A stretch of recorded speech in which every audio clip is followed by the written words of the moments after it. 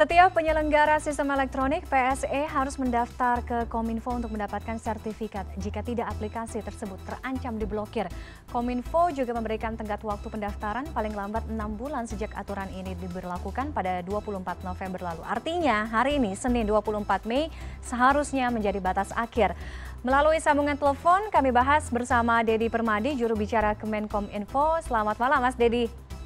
Selamat malam, Mbak Tiffany. Jadi terkait dengan pendaftaran PSE, hari ini harusnya menjadi batas akhir kan, media sosial platform semuanya untuk mendaftarkan diri ke Kominfo. Update-nya seperti apa, Mas Dedi? Update terbaru adalah pada hari ini Kominfo telah mengumumkan perpanjangan terkait dengan tenggat pendaftaran PSE lingkup privat sampai 6 bulan terhitung sejak sistem OSS yang ada di Kementerian Investasi BKPM itu selesai. Nah, menurut informasi dari Kementerian Investasi, sistem OSS yang meliputi pendekatan berbasis risiko akan mulai efektif pada tanggal 2 Juni 2021 nanti. Artinya 6 bulan setelah tanggal 2 Juni 2021, itu adalah tenggat batas waktu pendaftaran PSE lingkup privat untuk mendaftarkan ke Kominfo. Atau jika ada perubahan dari Kementerian Investasi, maka tenggat waktunya pun akan berubah mengikuti pada keputusan Kementerian Investasi. Oke, Mas Dedi, artinya kan kurang lebih 12 bulan, 12 sampai dengan 13 bulan kalau misalnya nanti 2 Juni ya, kalau tadi saya tidak salah ya.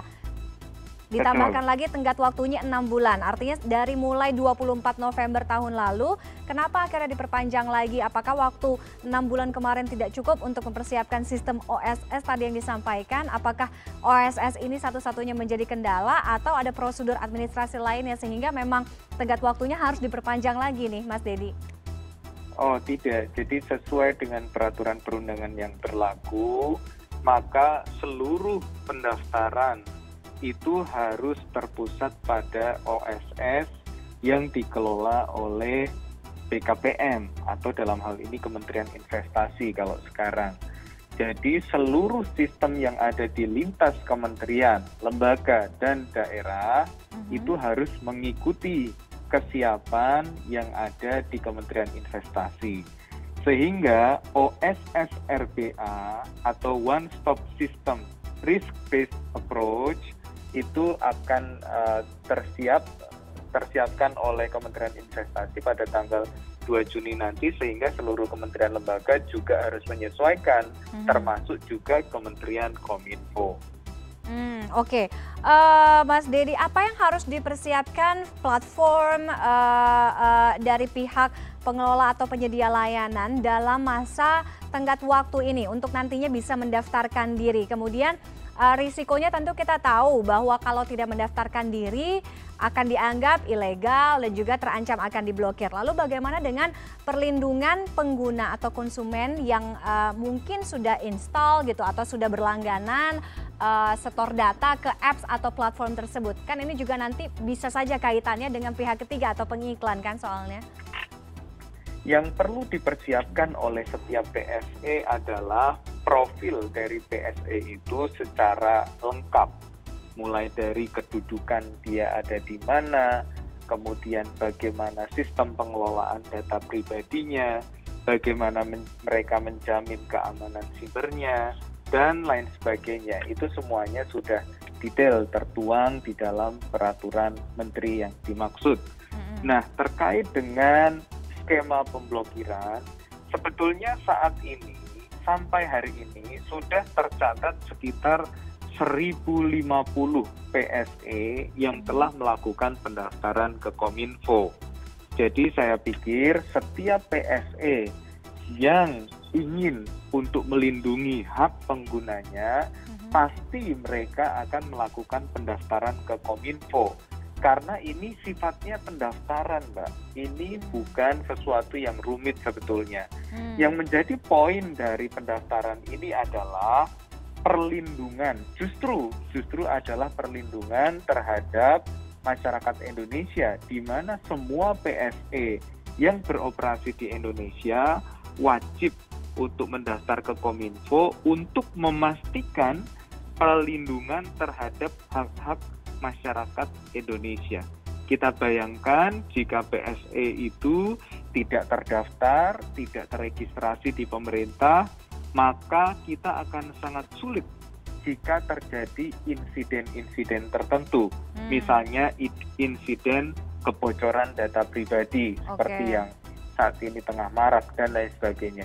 Jadi sebetulnya fokusnya adalah justru pendaftaran ini untuk melindungi kepentingan publik.